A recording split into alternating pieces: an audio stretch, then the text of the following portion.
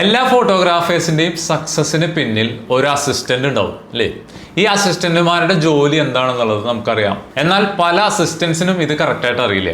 ഞാൻ എൻ്റെ കൂടെ വർക്കിന് വരുന്ന എൻ്റെ അസിസ്റ്റന്റുമാരോട് പറഞ്ഞു കൊടുക്കാറുള്ള ചില കാര്യങ്ങൾ ഞാൻ നിങ്ങൾക്കും പറഞ്ഞുതരാം. ഞാൻ എപ്പോഴും ചെയ്യുന്ന കാര്യം, ആദ്യം തന്നെ നമ്മുടെ കയ്യിലുള്ള എക്യുപ്മെന്റ്സിന്റെ വാല്യൂ എത്രയാണെന്നുള്ളത് അവരെ പറഞ്ഞ് മനസ്സിലാക്കാനേ ശ്രമിക്കാറുണ്ട്. ഓരോ ലെൻസിനും ഓരോ ക്യാമറ ബോഡിക്കും ഒരു ലെൻസ് ക്യാപ്പിന് വരെ എത്ര രൂപ വിലയുണ്ട് എന്നുള്ളത് പറഞ്ഞ് മനസ്സിലാക്കാനായിട്ട് ശ്രമിക്കാറുണ്ട്. കാരണം അതിന്റെ ഇമ്പോർട്ടൻസ് അവർക്ക് മനസ്സിലാകണമെങ്കിൽ അതിന്റെ വില അവർക്ക് മനസ്സിലാവണം. അതിനെ സൂക്ഷിക്കുക എന്നുള്ളതാണ് ഓരോ അസിസ്റ്റന്റിന്റെയും ആദ്യത്തെ പണി. രണ്ടാമത്തെ കാര്യം, ഫോട്ടോഗ്രാഫർ നോക്കുന്നിടത്ത് നമ്മൾ ഉണ്ടാവണം.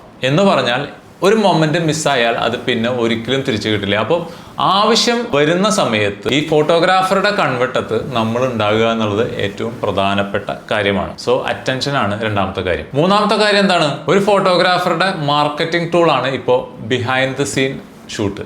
അത് ചെയ്യുക എന്നുള്ളത് ഒരു അസിസ്റ്റന്റിന്റെ ഒരു ആഡ് ഓൺ ക്വാളിറ്റിയാണ്. നിങ്ങൾക്ക് വൃത്തിയായിട്ട് ഒരു ബിഹൈൻഡ് ദ സീൻ ഷൂട്ട് ചെയ്ത് കൊടുക്കാൻ പറ്റുന്നുണ്ടെങ്കിൽ ആ ഫോട്ടോഗ്രാഫർ നിങ്ങളെ വിടില്ല. നാലാമത്തെ കാര്യം എല്ലാവരും ചെയ്യുന്ന കാര്യമാണ്. അതായത് ബേസിക് ആയിട്ട് ഒരു അസിസ്റ്റന്റ് ജോലി ലൈറ്റിംഗ് ചെയ്യുക എന്നുള്ളതാണ്.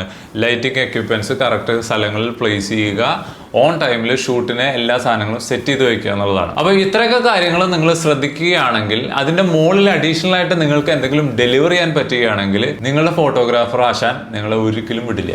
അപ്പം നിങ്ങളുടെ അസിസ്റ്റൻസിനും നിങ്ങളുടെ ഫോട്ടോഗ്രാഫർ ആശാനും ഈ വീഡിയോ ഷെയർ ചെയ്ത് കൊടുക്കാൻ മറക്കണ്ട. അടുത്ത വീഡിയോയിൽ കാണാം. അതുവരെ ബൈ ബൈ.